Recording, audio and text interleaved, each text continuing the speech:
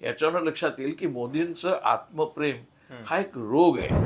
आता परत त्याने संविधान हत्या दिवस काढलाय, तो मुख्यतः इंदिरा गांधीच्या बदनामीसाठी आहे, ज्याच्यावरती इतका कठोर, इतका तीव्र, इतका विषारी हल्ला झालेला आहे सातत्याने सगळ्या मीडियाच्या मार्फत. आणि तरीसुद्धा ती व्यक्ती म्हणजे इथे राहुल गांधी हे जरासुद्धा डिप्रेशनमध्ये गेले नाहीत की मोदी खाली उतरलेले आहेत. राम जन्मभूमीच्या त्या प्राणप्रतिष्ठेनंतर त्यांचा घोडा हवेत नाही, हवेच्या पलीकडे उडत होता, युनिव्हर्समध्ये उडत होता, विश्वात उडत होता. तो 2 महिने टिकला तसाच. भारतीय जनता पक्ष, जनसंघ किंवा RSS का सातत्याने टीका करणार ठरलेले, कारण त्यांनी मनातल्या मनात की आपल्याला खरा धोका, राजकीय धोका, खरा राजकीय धोका हा या माणसाकडनं आहे. या माणसाकडनं म्हणजे कोणाकडनं? राहुलकडनं नाही, तर नेहरू कुटुंबाचा जो वारसा आहे आपल्या देशाला आणि काँग्रेस पक्षाला लाभलेला आहे, तोच खरा आपला शत्रू आहे. कोणतीही संसदीय परंपरा, कोणताही संसदीय संकेत, कोणत्याही प्रकारची संसदीय निष्ठा नरेंद्र मोदींनी पाळलेली नाही. मी स्वतः अनुभवलंय. मी 6 वर्ष राज्यसभेत होतो. आता संसदेचं बजेट अधिवेशन सुरू आहे. लोकसभेमध्ये विरोधी पक्षनेता म्हणून राहुल गांधींनी जबाबदारी स्वीकारली आणि त्याच्यानंतर सलग दुसरं भाषण त्यांचं असं आहे की ज्या भाषणावरून प्रचंड गदारोळ झालेला आहे.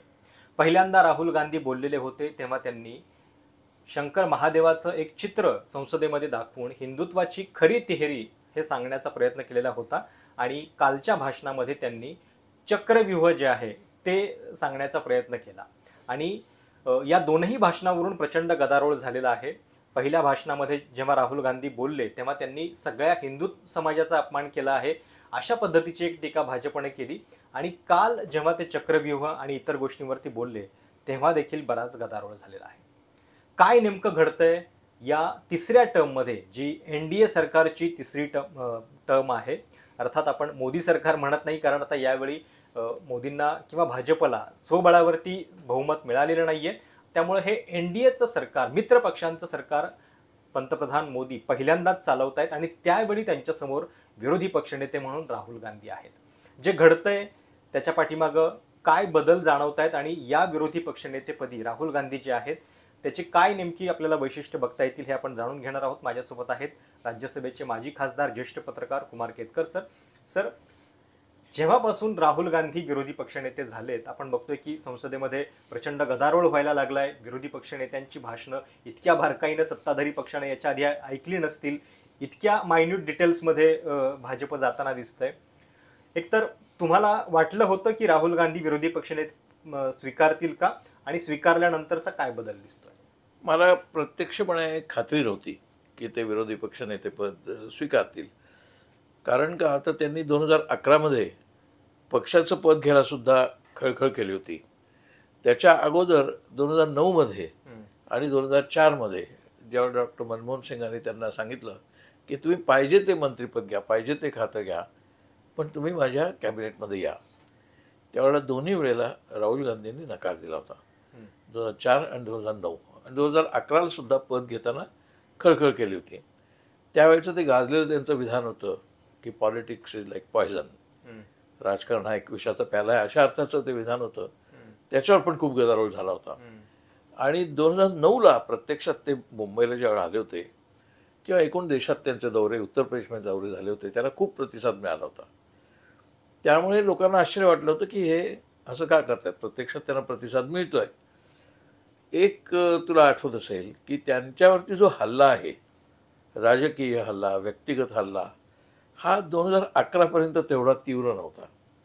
तो नंतर सुरू झाला आणि तो सुरू इतका तीव्र हल्ला होता त्यांच्यावर की मला तर वाटतंय जराही अतिशयोक्ती न करता जगातला कोणताही असा, कोणत्याही पक्षाचा नेता म्हण किंवा अशा प्रत्यक्षातला संसदेतला पुढारी म्हण, ज्याच्यावरती इतका कठोर, इतका तीव्र, इतका विषारी हल्ला झालेला आहे सातत्याने सगळ्या मीडियाच्या मार्फत. आणि तरीसुद्धा ती व्यक्ती म्हणजे इथे राहुल गांधी हे जरासुद्धा डिप्रेशनमध्ये गेले नाहीत, जरासुद्धा असे हारल्यासारखे झाले नाहीत, जरासुद्धा ते हल्ले नाहीत त्यांच्या मूळ, जी काय त्यांची मूळ भूमिका ते मानत असतील त्याच्यापासून. आणि ह्याचाच अर्थ एक प्रकारचं विलक्षण मनोधैर्य त्यांच्यामध्ये असावं असं मला वाटायला लागलं होतं. ते मधूनच गडप व्हायचे, त्यांच्यावर टीका व्हायची, ते मग पूर्ण वेळ राजकारणी नाहीत असं पूर्ण वेळ सातत्यानं- राजकारणी नाहीत आणि राजकारण 24/7 मतलब ही टीका फक्त विरोधकांची नव्हती. हो मित्रपक्षांमध्ये ही टीका नाही, मित्रपक्ष नाही, त्यांच्या पक्षातल्या सिनियर पुढाऱ्यांची ही तक्रार होती. आणि मी काँग्रेस वर्किंग कमिटीच्या एका बैठकीला, वर्किंग कमिटीच्या तर्फे नाही, बरं त्यात पार्लमेंटरी मेंबर्स असतात अशी कमिटी, त्या बैठकीला हजर होतो की ज्या वेळेला त्यांच्यावरती डायरेक्ट टीका पक्षात झालेली होती की 24/7 तुम्ही असलं पाहिजे. बरं हे 2019च्या हो नंतर मी 2018 मध्ये राज्यसभेत गेलो, त्याच्यानंतर एका हल्ल्या एका बैठकीमध्ये की तुम्ही असं काय करताय, नुसतं असं काय करताय, अशा तक्रारीचा सूर नव्हता, तो टीकेचा सूर होता. त्याच्यानंतर तुला माहिती असेल ते ग्रुप 23ची पत्र वगैरे, हो त्यावर ती टीका राहुल गांधींवरती होती की तुमचं लक्षच नाही आहे पक्षाकडे. ते मधून सांगायचे मी विपश्यना करायला जातो वगैरे वगैरे. परंतु नंतरच्या काळामध्ये म्हणजे विशेषतः आत्ता गेल्या 2023 नंतर त्यांनी त्यांची शैली म्हणा किंवा त्यांची खरी पर्सनॅलिटी जी आहे, खरं व्यक्तिमत्व दाखवायला सुरुवात केली. मला वाटतं 2023च्या डिसेंबरमध्ये जर तू ही माझी मुलाखत घेतली असतीस किंवा कोणाची घेतली असतीस तर कोणी असं म्हणू शकलं नसतं की काँग्रेसला 100च्या आसपास जागा मिळतील आणि राहुल गांधींना काही महत्त्वाची भूमिका असेल. आत्ता जरी आपण जुने टी व्हीचे इंटरव्ह्यू काढले 6 महिन्यापूर्वीचे, जुने म्हणजे फार जुने नाही, डिसेंबरला 22 जानेवारीला राम जन्मभूमीचं उद्घाटन केलं, प्राणप्रतिष्ठा केली नरेंद्र मोदींनी. त्याच्यानंतर माझ्या माहितीप्रमाणे, कारण मीच काही चॅनलला गेलो होतो, सर्व चॅनल्सचे प्रमुख संपादक जे होते, अँकर्स होते, ते असं म्हणत होते नाव इट इज गिव्हन, सगळ्यांनी गृहीत धरलं होतं की Modi 24 is given, now 24 is Modi's prime ministership. मग फक्त प्रश्न एवढाच होता की 300 मिळतील का नंतरच्या काळात त्यांनी प्रचार केल्याप्रमाणे 400 मिळतील, एवढाच चर्चेचा मुद्दा होता. परत मोदी पंतप्रधान होणार आणि परत नुसते पंतप्रधान नाही होणार तर मागच्या वेळेपेक्षा अधिक बहुमताने पंतप्रधान होणार, हे जवळजवळ नव्हे एकूण एक कोणत्याही भाषेतला चॅनल असो गृहीत धरलं होतं. आणि त्याचप्रमाणे एक्झिट पोल सुद्धा आले. त्यामुळे सगळ्यांना असं वाटलं होतं की आता गेले, काँग्रेसच्या हातनं सगळं गेलंय. या पार्श्वभूमीवरती 100 जागा मिळून राहुल विरोधी पक्षनेते झाले. ते सुद्धा तू लक्षात घे, त्यांना सांगत होते व्हा म्हणून, त्यांनी जवळजवळ 15 दिवस घेतले त्याला निश्चित भूमिका हो म्हणायला. याच्यावरून एक लक्षात येतं की त्यांनी काहीतरी पूर्ण विचार करून ते केलेलं आहे. आणि तो विचार त्यांनी हा केला आहे की आपल्यावरती गेले 14 वर्ष जो सतत हल्ला चालला आहे त्याच्या पाठीमागे कारण काय, त्याच्या पाठीमागे कोण आहे, आणि ते सगळं रसायन त्यांच्या डोक्यामध्ये होतं. आणि म्हणून मला वाटलं होतं की पूर्वी त्यांनी पद घेतलं नाही म्हणजे ह्यावेळी घेणार नाहीत, पण ते चुकीचं ठरलं सुदैवानी आणि ते प्रत्यक्षात झाले. आणि त्यांनी आता तो त्यांच्या डोक्यात जे रसायन होतं. पण आतापर्यंत 2 भाषणं त्यांची झालेली आहेत विरोधी पक्षनेता म्हणून, एक राष्ट्रपतींच्या अभिभाषणावरचं होतं आणि एक बजेटवरचं होतं. पहिल्या भाषणामध्ये गदारोळ झाला की त्यांनी सगळ्या हिंदू समाजाचा अपमान केलाय म्हणून वगैरे. स्वतः मोदी, म्हणजे हे तर खूप कमी वेळा पाहायला मिळतं की एखाद्या सदस्याच्या भाषणावरती आक्षेप घ्यायला स्वतः पंतप्रधान उठले, ते चित्र त्यावेळी पाहायला मिळालं. आणि काल भाजपचे एक खासदार, माजी केंद्रीय मंत्री भर सभागृहामध्ये राहुल गांधींना त्यांची जात विचारत होते. पब्लिकली अशी जात विचारण्याची आता म्हणजे हे दिवस राहिलेले नाही आहेत, पण ती आता सभागृहामध्ये विचारली जाते. तर राहुल गांधी पहिली गोष्ट कुठली आहे असं तुम्हाला वाटतं? नाही, पहिली गोष्ट म्हणजे ही आहे की राहुल गांधींचं भाषण जर तू ऐकलं असेल तर त्यांनी संबंध हिंदू समाजावरती टीका केलीच नाहीये. त्यांनी फक्त असं म्हटलंय की RSS किंवा भाजप किंवा पूर्वी जनसंघ आणि त्यांचा संघ परिवार म्हणजे हिंदू समाज नाही. हिंदू समाज खूप व्यापक आहे, खूप मोठा आहे आणि त्यांचं तत्वज्ञानही खूप विशाल आहे. आणि त्यांचं तत्वज्ञान प्रामुख्याने हे एक प्रकारे अहिंसक आणि आध्यात्मिक आहे. आणि अशा एका अहिंसक तत्वज्ञानाला, अशा एका प्रकांड परंपरेला तुम्ही लोकांनी, म्हणजे जे स्वतःला हिंदुत्ववादी म्हणतात, त्यांनी बदनाम केलेलं आहे. हिंसेची भाषा करून, नफरतीची भाषा करून, द्वेषाची भाषा करून तुम्ही जे सगळे स्वतःला असं म्हटले त्यांनी हिंदुत्ववादी मानता, तुम्ही द्वेष, हिंसा आणि नफरत याचा प्रसार केला असल्यामुळे तुम्ही हिंदुत्ववादी नाही आहे. खरा हिंदुत्ववादी समाज खूप मोठा आहे. गंमत म्हणजे त्यांचं ते भाषण झाल्यावर ज्या वेळेला भारतीय जनता पक्षाच्या कार्यकर्त्यांनी बोंबाबोंब सुरू केली आणि हिंदू समाजाचा अपमान झाला म्हटलं, त्यावेळेला गंमत अशी काही होर्डिंगवरती मजेशीर भाषा लिहिली गेली. त्याच्यात त्यांनी असं लिहिलं होतं राहुलच्या विरोधकांनी, राहुल गांधी असं म्हणतात की संबंध हिंदू समाज हिंसक आहे, आम्ही इंगा दाखवू त्यांना. आता हे आम्ही त्याला इंगा दाखवू हे याचा अर्थच मुळी ते. आणि गुजरातमध्ये काँग्रेसच्या ऑफिसवरती लगेच दुसऱ्या दिवशी तोडफोड त्यामुळे ऍक्च्युली त्या लोकांचा विचार हा हिंसक आहे, द्वेषमूलक आहे, हे त्यांनी त्यांच्या कृतीतच दाखवून दिलं पण होतं. काल अनुराग ठाकूर यांनी राहुल गांधींना एक प्रकारे त्यांची जात विचारली. म्हणजे ज्यांना स्वतःची जात माहिती नाहीये किंवा सांगता येत नाही त्यांनी गणनेची भाषा करावी अशा पद्धतीचा एक अतिशय अपमानजनक त्यांची टिप्पणी होती. तर हे गांधी परिवारावरती इतक्या सगळ्या गोष्टी म्हणजे 2014 पासून राहुल गांधींच्या बऱ्याच गोष्टी शोधल्या गेलेल्या आहेत, बऱ्याच गोष्टींबद्दल मिथकं तयार झाली आहेत, व्हॉट्सअप युनिव्हर्सिटीमध्ये फॉरवर्ड झालेले आहेत. आता हे प्रकरण जातीपर्यंत येऊन ठेवलं. नाही, हे खरं पहिल्यांदा नाही झालेलं. राहुल गांधींची आई ख्रिश्चन आहे आणि राहुल गांधींचे वडील हाफ पारशी आहेत, कारण राजीवचे वडील पारशी आहेत. बरोबर. आणि राजीवची आई हिंदू आहे. हिंदू आहे. त्याच्यामुळे तेव्हाच फक्त राहुल नाही, राजीवबद्दलच हा प्रश्न विचारला गेला होता की अरे बाबा तू कोण आहेस, तू हिंदू असू शकत नाहीस कारण तुझी आई हिंदू आहे पण वडील पारशी आहेत. तोच प्रश्न राहुलला त्यावेळेला विचारला गेला आहे, पण तो अशा काय म्हणतात ना त्याला गॉसिप प्रेस मधनं, त्यावेळेला व्हॉट्सअप नव्हतं, भारतीय जनता पक्षाच्या कुजबूज आघाड्या ज्या असतात त्याच्यात ते व्हायचं आई ख्रिश्चन आणि आता तर ती विडो पण झालेली आहे आणि त्याचे वडील हाफ पारशी. याचा धर्म कुठचा आहे, याची जात कुठची, एवढंच काय तुला आठवत असेल. तो एकदा त्या मंदिरात गेला, शिव मंदिरात, त्यावेळेला असं काय म्हटलं तुला शिव मंदिरात जायचा अधिकारच नाही कारण तू हिंदूच नाहीयेस. म्हणजे आत्ता जातीचा प्रश्न काढला, त्यावेळेला त्यांनी हिंदूचा प्रश्न काढला. त्यावेळेला कपिल सिब्बल म्हटल्यावर काय नाही हिंदू, तो तर जानवं घालतो आणि त्याच्यावर टीका बोंबावून टीका झाली, जनेऊधारी म्हणून. मुद्दा असा आहे की राहुल काय करतो म्हणून त्याच्यावर काय टीका करायची असं नाहीये. राहुलने काहीही केलं तरीही त्याच्यावरती भारतीय जनता पक्ष, जनसंघ किंवा RSS का सातत्याने टीका करणार, त्याची बदनामी करणार, काहीतरी उणीव काढणार, काहीतरी खोट काढणार हे ठरलेलं आहे. कारण त्यांनी मनातल्या मनात अनकॉन्शियसली हे ओळखलेलं आहे की आपल्याला खरा धोका, राजकीय धोका, खरा राजकीय धोका हा या माणसाकडनं आहे. या माणसाकडनं म्हणजे कोणाकडनं, राहुलकडनं नाही, तर नेहरू कुटुंबाचा जो वारसा आहे आपल्या देशाला आणि काँग्रेस पक्षाला लाभलेला आहे तोच खरा आपला शत्रू आहे. आणि म्हणून ते टीका नेहरूंवरती, सोनियावरती, राहुलवरती. त्याचा प्रभाव कमी करण्यासाठी भाजपनं गेल्या दशकभरामध्ये खूप प्रयत्न केलेले आहेत. म्हणजे अगदी एकतर काँग्रेस संपवण्यासाठी बऱ्याच लोकांना इकडं आणलं, बाकी यंत्रणा राबवल्या, गांधी घराण्याच्या सुरक्षा व्यवस्थेमध्ये सगळा मीडिया हाताशी धरला. बरोबर. सगळा तथाकथित फ्री प्रायव्हेट मीडिया त्यांच्या ताब्यात होता, त्यांची सुरक्षा काढली. त्याच्यानंतर ते नॅशनल हेराल्डच्या प्रकरणामध्ये त्यांना कोर्टामध्ये यायला लावलं, बरीच कचेरी कोर्ट सगळं मागं लावलं, त्यांच्या ईडी लावला, CBI लावला, सगळं. हो, म्हणजे ते जे वलय होतं ते कमी करण्याचा प्रयत्न तर भरपूर केलेला आहे, मग तरी ते कमी झालेलं नाही. त्याचा प्रयत्न फसण्याचं कारण असं आहे, ते जेवढा तो प्रयत्न करत होते तेवढ्या प्रमाणात त्याचं वलय प्रत्यक्षात समाजात वाढत होतं. लोक पाहत होते की कोणताही आरोप सिद्ध होण्यासारखा नाही आणि काही काही तर आरोप मूर्खासारखे आहेत आणि तरी दिवस रात्र त्याच्यावरती चर्चा चालू आहेत आणि त्या सगळ्या मीडियामार्फत चाललेल्या आहेत. काही काही मीडियामध्ये तर दुसरा विषयच नाही राहुल गांधी खेरीज, आणि तर नावं घेणं बरोबर नाही एका मीडियाने दुसऱ्या मीडियावर, परंतु काही काही मीडिया चॅनल्सचे अँकर हे तर मुळी राहुल गांधीला अक्षरशः म्हणजे पाण्यात पाहणं पण नाही, अगदी भयानक त्याचं वर्णन करत होते.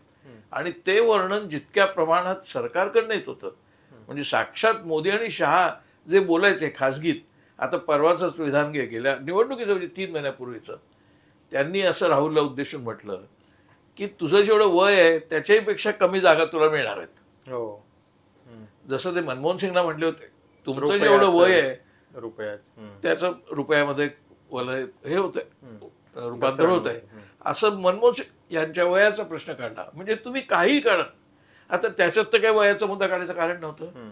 काँग्रेसला किती जागा मिळतील की राहुल गांधीच्या वयावर अवलंबून नाही, पण ते सुद्धा त्यांनी काढलं. ह्याच्यानं एक लक्षात येईल, राहुल गांधी, सोनिया गांधी, राजीव गांधी, प्रियंका गांधी, त्याच्याबरोबर इंदिरा गांधी, पंडित नेहरू, आता परत त्यांनी संविधान हत्या दिवस काढला आहे, तो मुख्यतः इंदिरा गांधीच्या बदनामीसाठी आहे. परंतु त्यांना नेहरू घराण्याची ही जी भीती बसलेली आहे ती भीती थोडीशी तुलना करून, म्हणजे संताजी धनाजीची भीती जशी औरंगजेबाच्या सैनिकांना वाटत होती तशी नेहरू घराण्याची यांना भीती आहे, नेहरू कुटुंबाची यांना भीती आहे. पण काय नेमकं बदललं? म्हणजे आता विरोधी पक्षनेते राहुल गांधी झाल्यानंतर एक प्रकारे पंतप्रधानांना पण भाग असतं की संसदीय शिष्टाचार असतात, काही विरोधी पक्षनेत्याला थोडंसं आदरानं वागवावंच लागतं, दोघांनी एकमेकांना वागवायचं असतं. पण आपण बघितलं की मोदींच्या भाषणामध्ये कुठेही त्यांचं नाव नव्हतं. एकतर सन्माननीय तर राहू द्या, त्यांनी बालक बुद्धी अशा पद्धतीनं संपूर्ण भाषणामध्ये त्यांचा उल्लेख केला. आणि काल तर अनुराग ठाकूर म्हणाले की उधार की बुद्धी से राजनीति नहीं चलती है. अरे पण आतापर्यंत कोणती संसदीय परंपरा मोदींनी पाळली आहे? कोणतीही संसदीय परंपरा, कोणताही संसदीय संकेत, कोणत्याही प्रकारची संसदीय निष्ठा नरेंद्र मोदींनी पाळलेली नाही. मी स्वतः अनुभवलंय. मी 6 वर्ष राज्यसभेत होतो. आता मी काही वर्तमानपत्रकार म्हणून तिथे नव्हतो. त्यावेळी मी वरतून गॅलरीतनं पाहत असे कधी कधी. कोणतीही परंपरा, संसदीय परंपरा किंवा संसदीय पद्धत, प्रणाली ही नरेंद्र मोदींनी पाळलेली नाही. त्यांना अजून मी मायसेल्फ, मला कसं कोण अडवतंय ते आता जे मध्ये म्हणले की आय एम नॉट बायोलॉजिकल, मी मुळी नैसर्गिक जन्मालाच आलेलं नाही, मी देवाचाच मुलगा आहे, हे जे बोलले जाहीरपणे, एकदा नाही 2-3दा बोलले, ती त्यांची स्वतःबद्दलची धारणा गेले 5 वर्ष वाढत होती, अगोदरच नव्हती. आणि म्हणून ज्या वेळेला त्यांच्याबद्दल असं वर्णन व्हायचं अगदी व्यंकय्या नायडूंकडनं की ते रामाचा अवतार आहेत, कृष्णाचा अवतार आहेत, हळूहळू त्यांनाच तसं वाटायला लागलं होतं की आपण देवाचा अवतार आहोत. ते म्हणलेले सुद्धा आहेत काही काही ठिकाणी, मी प्रत्यक्ष देवाचा आशीर्वाद घेऊन तुमच्या समोर येतोय, मैं अकेला हूं, मैं अकेला लढता हूं. हे सगळं जे होतं ना, हे कमालीचं मेगॅलोमॅनियक ज्याला इंग्रजीत म्हणतात किंवा नॅर्सिसिस्ट म्हणतात, म्हणजे इतकं आत्मप्रेम की ते आत्मप्रेम शेवटी RSSला सुद्धा जाणवायला लागलं. आणि मोहन भागवत म्हणायला लागले की प्रथम या माणसाला पंतप्रधान प्रभावी व्हायचं होतं, नंतर त्याला सुपरमॅन आपण आहोत असं वाटायला लागलं, आणि आता त्याला आपण देवच आहोत असं वाटतंय. हा धोका आहे पक्षाला आणि लोकशाहीला, असं मोहन भागवत, ज्यांचा काही लोकशाहीवरती फारसा विश्वास आहे असं मला वाटत नाही, पण त्यांना सुद्धा इशारा द्यावा लागला मोदींना. याच्यावर लक्षात येईल की मोदींचं आत्मप्रेम हा एक रोग आहे. पण आता बजेट पण आपण बघितलं, बिहार आणि आंध्रवरती खूप खैरात होती. या 2 राज्यांचं नाव बऱ्याच वेळा घेतलं गेलं. सरकारच्या भवितव्याबद्दल सातत्यानं दावे केले जात आहेत. काल पण अखिलेश सभागृहामध्ये म्हणाले की ये चलने वाली सरकार नाही आहे, हे गिरणे वाली सरकार आहे. काय तुम्हाला दिसतं या सरकारचं भवितव्य? सरकार टिकेल, 5 वर्ष पूर्ण कार्यकाळ पूर्ण करेल आपला, आणि मोदींची एकूण कार्यशैली बघता हे कशी असणार आहे वाटचाल? मुंबई गोवा रस्त्यावरचे जसे खड्डे आहेत ना, किंवा मुंबई पुणे रस्त्यावरती, आणि त्या खड्ड्यात मोटारी अशा जातात, तसंही सरकार चालणार आहे. काही काळ चालेल. आता केव्हा कोणत्या खड्ड्यात ते पडेल तुम्ही सांगू शकत नाही, परंतु तसाच कारभार येतो. याचं कारण असं आहे की आता नुसतं त्यांना बहुमत नाही. तू एक लक्षात पाहिली का गोष्ट, साधा संकेत आहे, तू संसदीय संकेताचा उल्लेख केला, निवडून आल्यानंतर त्यांनी, भारतीय जनता पक्षाने प्रथम त्यांना त्यांच्या पक्षाचा नेता निवडायला पाहिजे. म्हणजे BJP पार्लमेंटरी पार्टीने त्यांना निवडलं पाहिजे. बरोबर, आमचे नेते तुम्ही. ते निवडल्यानंतर राष्ट्रपतींनी त्यांना पंतप्रधानपदाच्या शपथेसाठी बोलावलं पाहिजे. ते झाल्यानंतर त्यांना सांगितलं पाहिजे की आता तुम्ही तुमचं बहुमत लोकसभेत सिद्ध करा. त्याच्यानंतर त्यांनी ते सिद्ध करण्यासाठी सगळ्या पक्षांची, मित्रपक्षांची मोठ बांधून एनडीए, ह्यावेळी त्यांनी काय केलं, डायरेक्ट एनडीए मध्ये गेले. कारण त्यांना माहिती आहे जर भाजपच्या पार्लमेंटरी पार्टीमध्ये त्यांना नाव सादर करायचं झालं त्यांचं, आणि कदाचित झाला विरोध, तर पण असं काही होऊ शकत होतं, क्लिअरली होऊ शकत होतं. नितीन गडकरींच्या नावाची उघड चर्चा राष्ट्रीय स्वयंसेवक संघाच्या सर्वोच्च पदी होत होती की जर का, आता समजा अशी कल्पना कर, ऍक्सिडेंटली म्हण किंवा प्लॅन करून म्हण, भारतीय जनता पक्षाच्या MPsची मीटिंग चालू आहे आणि त्या मीटिंगमध्ये प्रस्ताव आला की आपले नेते नरेंद्र मोदी आहेत, आणि समजा 10 लोकांनी आक्षेप घेतला, तो 10चा 40 झाला, 240च आहेत खासदार. आणि त्यावेळेला जर ते झालं नाही एकमताने पास व्हायला लागेल पार्लमेंटरी लीडरचं, ते जर एकमताने पास झालं नाही तर आपल्याला धोका आहे हे ओळखून त्यांनी ते स्किप केली पोझिशन, आणि एकदम एनडीए तर्फे निवडून आले. नुसते एनडीए तर्फे निवडून आले, ह्या घटकेपर्यंत, ज्याला कॉन्फिडन्स मोशन म्हणतात लोकसभेतला, तो ह्या घटकेपर्यंत झालेला नाही. कसली संसदीय प्रणाली? त्यामुळे कॉन्फिडन्स मोशन झालेला नाही, पार्लमेंटरी पार्टीने निवडलेलं नाही, आणि तुम्ही इटालीला पंतप्रधान म्हणून निघून जाता लगेच. अध्यक्षांची निवड झाली त्यांच्या बहुमतानं, आता एनडीएच्या बहुमताने झाली अध्यक्षांची निवड, पण राष्ट्रपतींनी त्यांना जे दिवस द्यायला पाहिजेत की इतक्या दिवसात बहुमत सिद्ध करा हे सगळ्यांना सांगतात. ह्याचं एक छोटंसं उदाहरण घे. 96 मध्ये वाजपेयी पंतप्रधान झाले. 13 दिवसात ते बहुमत सिद्ध करू शकले नाहीत म्हणून त्यांना राजीनामा द्यायला लागला. त्यांनी लिहून टाकला, 13 दिवसात सरकार पडलं. 99 साली वाजपेयी ज्यावेळेला परत एका मताने पडले केवळ, तेव्हा त्यांनी असं नाही म्हटलं नाही हे चुकीचं आहे, ते आकडे चुकीचे आहेत, काउंट करा परत. एका मताने पडलो आहे आपण, आपला पराभव आहे, राजीनामा दिला. यावेळेला त्यांना 303 वरनं 240 वर आले. पण त्यांनी स्वतः आपण नैतिक पद्धतीने राजीनामा देऊ असंही म्हटलं नाही. बरं, राहुल गांधीला तुम्ही म्हटलं तर 54 पण जागा तुला मिळणार नाही, तर त्यांना 99 मिळाल्या. त्याच्याबद्दल त्यांचं गणित आहे की सगळ्यांच्या जागा मिळून सुद्धा 240 होत नाहीयेत. इंडिया अलायन्स असू दे ना, मग जेवढे काय आम्हाला एकट्याला मिळाले नाही नाही, इतरांना काही मिळो न मिळो. नाही, त्यांनी तर अजून एक वेगळं गणित मांडलं की गेल्या 3 निवडणुकांमध्ये काँग्रेसच्या जितक्या जागा आहेत त्या पण अजून 240 त्या काही मिळवत, त्यांना शून्य मिळवत. विरोधी पक्षांना शून्य जागा मिळवत. संकेत काय आहे? तुम्ही सर्वप्रथम तुमच्या पक्षाचे नेते म्हणून निवडून या, संसदीय पक्षाचे. त्याच्यानंतर लोकसभेमध्ये कॉन्फिडन्स मोशन आणून तिथे तुम्हाला बहुमत मिळवा, मग तुम्ही करा. विरोधी पक्षाचे किती आहेत हा कोणी प्रश्न आहे याच्यात? त्यांचं गणित काय हा मुद्दा नाहीये. त्यांचं गणित किती कमी असणार. विरोधी पक्षानं नो कॉन्फिडन्स मोशन आणायला पाहिजे. जर त्यांना हा नो कॉन्फिडन्स मोशन नसतो, हा कॉन्फिडन्स मोशन असतो. आणि तो राष्ट्रपती सांगतो घ्यायला की तुम्हाला पंतप्रधान मी नेमलाय, आता तुम्ही तिकडे जाऊन कॉन्फिडन्स मोशन घ्या. तो विश्वासदर्शक ठराव त्या पंतप्रधानाच्या पक्षाने आणायचा असतो, तो विरोधी पक्षांनाच तो आणायचा. जर शंका असेल सरकारच्या बहुमतावरती तर तो अधिकार आहे. विरोधी पक्षांचा प्रश्नच येत नाही. आता पहिल्यांदा कॉन्फिडन्स मोशन व्हायला हवा होता, तो सुद्धा यांनी घेतलेला नाही. कारण यांना माहिती आहे की आपल्या पक्षातच आपल्याला भरोसा नाही आपल्याबद्दल. त्याच्यामुळे संसदीय संकेत वगैरे. उत्तर प्रदेशामध्ये योगी आदित्यनाथ यांच्याबद्दल खूप चर्चा झाल्या. मग केशवप्रसाद मौर्य यांना दिल्लीला बोलावून घेतलं गेलं होतं. काल तर एक व्हिडिओ खूप चर्चेत होता की दिल्लीतल्या मुख्यालयामध्ये सगळे भाजपचे मुख्यमंत्री उपमुख्यमंत्री आलेत. पहिल्यांदा मोदी येतात तेव्हा सगळे अभिवादन करतात, योगी मात्र शांत असतात. पुन्हा अमित शहा येतात त्यावेळी पण सगळे अभिवादन करतात, योगींचा हात काही वर जात नाही. पण जेव्हा राजनाथ सिंग येतात तेव्हा मात्र ते अभिवादन करतात. अखिलेश यादव यांनी सुद्धा कालच्या भाषणामध्ये याचा उल्लेख केला. त्यांचं म्हणणं असं होतं की तुम्हाला भीती ह्याची वाटतेय की ज्या व्यक्तीनं आपल्याला हरवलं त्याला तुम्ही अजून हटवू शकत नाही. तुम्ही स्वतःला इतके पॉवरफुल समजता पण तुम्ही त्या व्यक्तीला अजून हटवू शकत नाहीये, याचा कुठेतरी राग तुमच्या मनात आहे. हा राग वगैरे खूप शब्द मऊ शब्द झाले. प्रत्यक्षामध्ये तिथे घमासान चालू आहे. आणि ते घमासान कोणात आहे? ते शहा आणि योगीमध्ये आहे, योगी आणि मोदींमध्ये आहे, मोदी आणि शहांमध्ये आहे. घमासान चालू आहे की ह्याच्यात सगळ्यात मोठं कोण आहे. लखनौला तू गेला असेल, तू होतास, मी पण होतो लखनौला. तिथे तर सर्रास असं मानलं जायचं की दिल्ली में मोदी, उत्तर प्रदेश में योगी, हीच घोषणा सगळीकडे होती. तू होतास त्यावेळेला. आता ही जर भावना बहुतांश युपीच्या बीजेपीच्या लोकांमध्ये आणि लोकांमध्ये असेल तर योगीला, तिथे योगी पंतप्रधान होणार. एकदा तुला आठवतं आम्ही सगळे बसलो होतो सेंट्रल हॉलमध्ये लोकसभा आपल्या जुन्या पार्लमेंटच्या, त्याविषयी योगी आले. अरे योगी आल्यानंतर अख्खी भाजप तिथे लोकसभेतले आणि राज्यसभेतले सगळे सदस्य त्यांच्या पाय पडायला गेले तिकडे. म्हणजे तिकडे बीजेपीचा दुसरा कोणताही पुढारी दिसेनासा झाला. इतकं योगींचं वलय. आता त्यावेळची जुनी गोष्ट आहे, म्हणजे ही 2019ची गोष्ट आहे. त्या वलय त्यांचं निर्माण झालं होतं. अर्थातच योगीला वाटणार की आपणच सर्रास मानलं जातं की योगी सक्सेसर आहेत आणि त्यांना दिसतंय काय की अमित शहा करतायत. आता दिल्लीत ही चर्चा आहे की निर्णय मोदी कुठे घेत आहेत.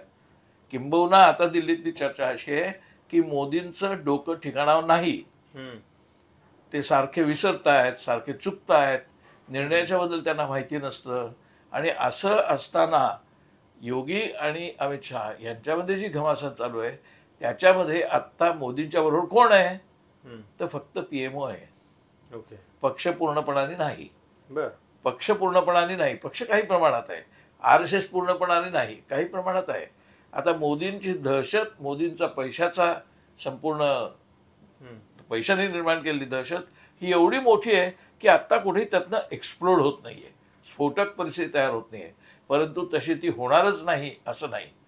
आपण म्हणू शकतो केव्हाही माहीत नाही, एका होणारही नाही. परंतु प्रत्यक्षात जसे सुरुंग असतात, लँडमाईन्स असतात, तसे लँडमाइन्स, तसे सुरुंग आत्ता पक्षात जागोजागी आहेत. पहिला सुरुंग फुटेल किंवा नाही फुटणार या 3 निवडणुकांच्या वेळेला किंवा 4 निवडणुकांच्या महाराष्ट्र. वेळेला. महाराष्ट्र, हरियाणा, झारखंड. झारखंड आणि काश्मीर, बरोबर. इथे काय होईल याच्यावरती अवलंबून आहे. आता पण काय होईल गंमत, महाराष्ट्रात तुम्हाला काय वाटतं? महाराष्ट्रामध्ये माझ्या मते विरोधी पक्षांचं जास्त बळ राहील, पण किती प्रमाणात राहील आता त्यांना काय काय वाटतं, लोकांना 180 वगैरे मिळतील, कारण 30 होत्या, 30x6 म्हणजे 180. तसं होत नाही.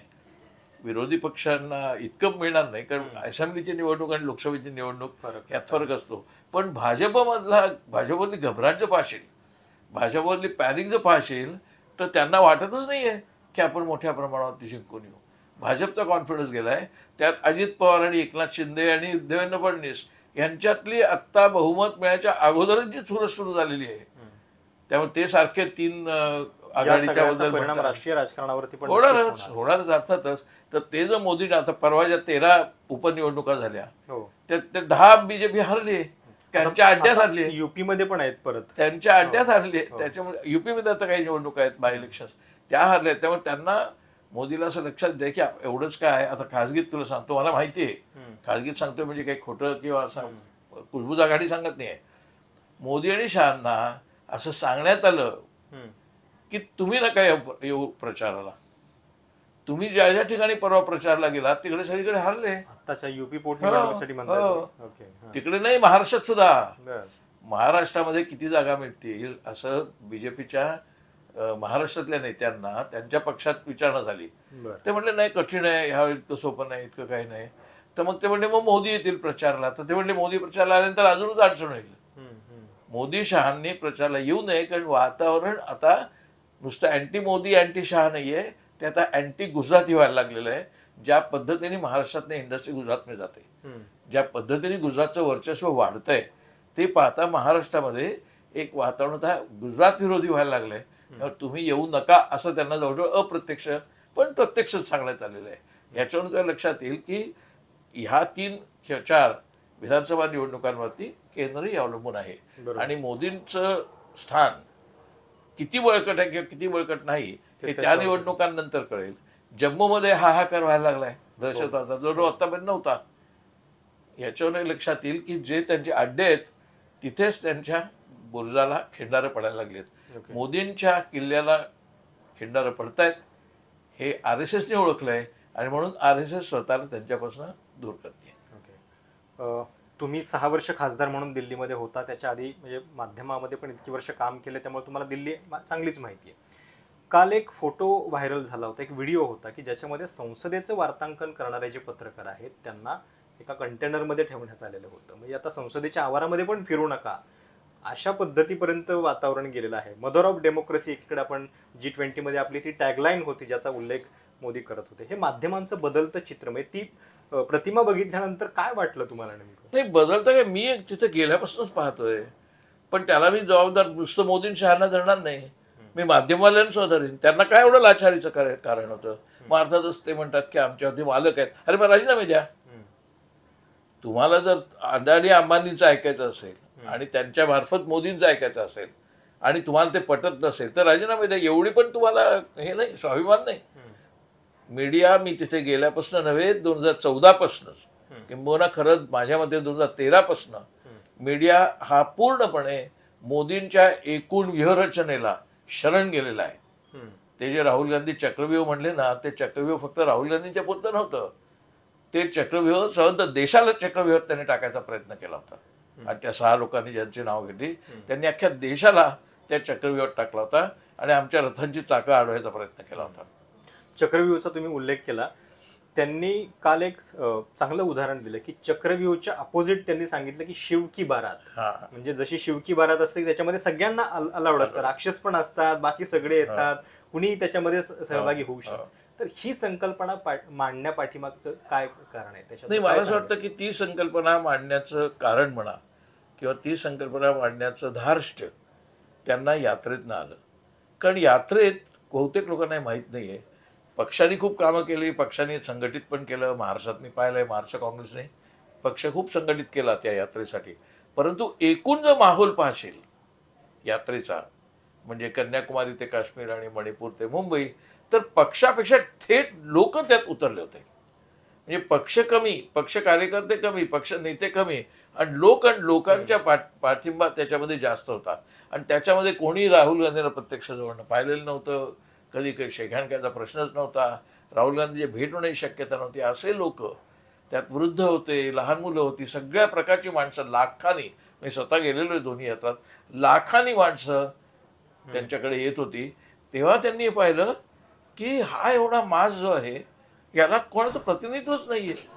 जर असेल योगी आणि शहा तर मग त्यांचं असं झालंच नसतं अवस्था. त्यामुळे ते ज्यावेळी शिव की बारात म्हणतात त्यावेळी ही शिवा की बारात आहे. आणि म्हणून त्यांनी ते गृहीत धरलेलं आहे की तुम्ही एका बाजूला चक्रव्यूह आहे, दुसऱ्या बाजूला शिवा की बारात आहे.